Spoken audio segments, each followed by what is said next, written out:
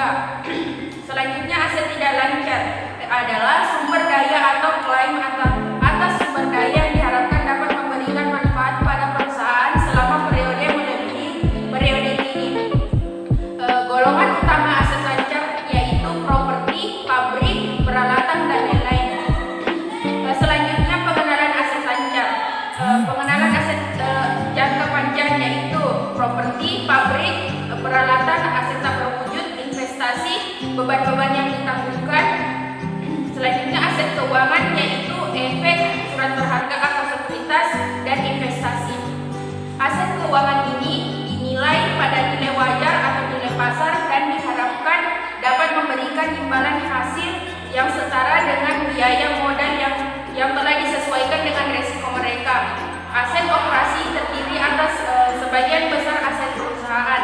Aset ini dinilai pada biayanya dan merupakan aset operasi produktif yang diharapkan memberi imbalan hasil di atas laba normal. Selanjutnya, kas dan setara kas. Definisi kas yaitu aset yang paling liquid, mencakup mata uang, deposito dana, money order, dan cek. Sedangkan setara kas yaitu tergolong aset yang sangat lancar, investasi jangka pendek yang pertama yang siap dikonversi menjadi kas, yang kedua hampir jatuh tempo sehingga resiko perubahan harga yang disebabkan pergerakan tingkat bunga hanya minimal. Contohnya treasury bill, surat berharga yang dikeluarkan oleh pemerintah Amerika Serikat, commercial paper, dan dana pasar uang. Selanjutnya saya persilakan untuk pemateri kedua. Terima kasih atas kesempatannya. Selanjut pada analisis aset.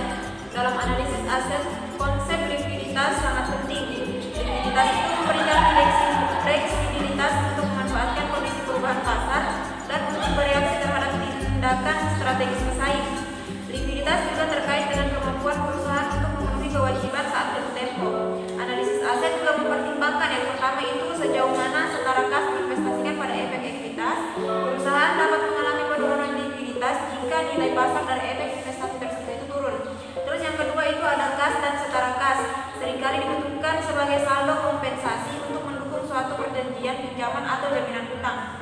Terus lanjut pada piutang, di mana definisi piutang itu atau receivables itu merupakan nilai jatuh tempo yang berasal dari penjualan barang atau jasa atau dari pemberian pinjaman uang. Kelompok piutang terbagi menjadi dua, yaitu piutang usaha atau account receivable itu mengacu pada janji lisan untuk membayar dan berasal dari penjualan produk dan jasa secara kredit. Terus yang kedua ada wesel tagih atau notes receivable itu mengacu pada janji tertulis untuk membayar. Terus lanjut pada penilaian piutang.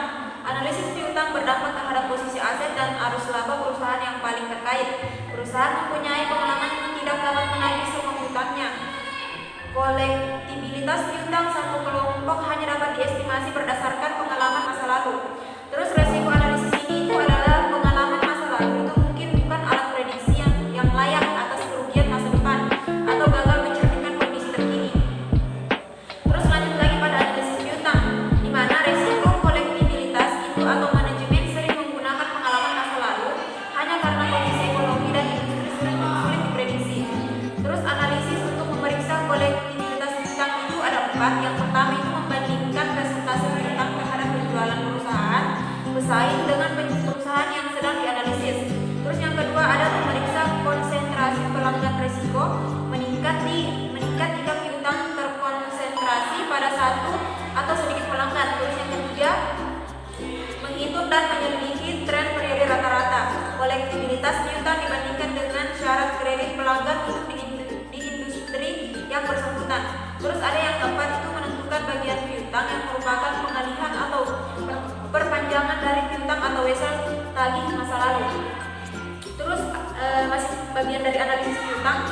Di sini ada keaslian piutang. Deskripsi piutang dalam laporan keuangan atau catatan atas laporan keuangan biasanya tidak cukup untuk memberikan tingkat keandalan mengenai apakah piutang asli, jatuh tempo, atau dapat ditagih. Faktor lain yang mempengaruhi keadaan piutang adalah hak pengembalian barang atau rate of merchandise return. Terus selanjutnya ada sekuritas piutang. Perusahaan itu menjual piutang pada pihak ketiga atau anjak piutang atau sekuritisasi optimisasi. Terima kasih, saya kembali kepada moderator. Itulah tadi pembacaan materi kami dan bagi teman-teman yang ingin